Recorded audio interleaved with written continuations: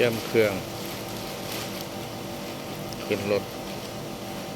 สิกลับบ้านและมาหับนักเรียนจบปริญญาตรี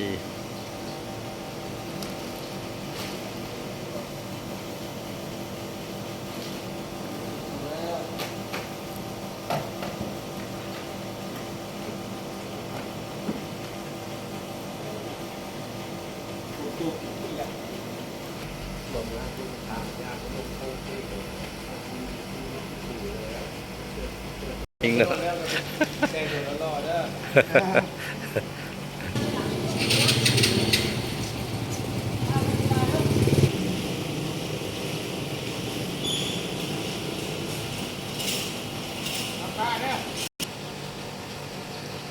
ตึก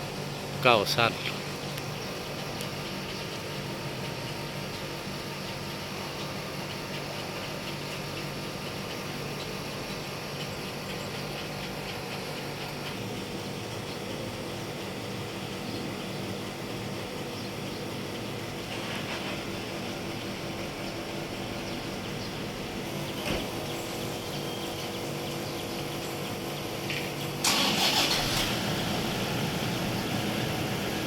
กลับบ้านกลับเพื่อนแล้วหลังจากจบ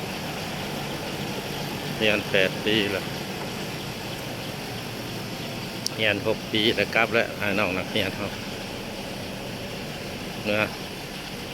ขับไส้กลมกอง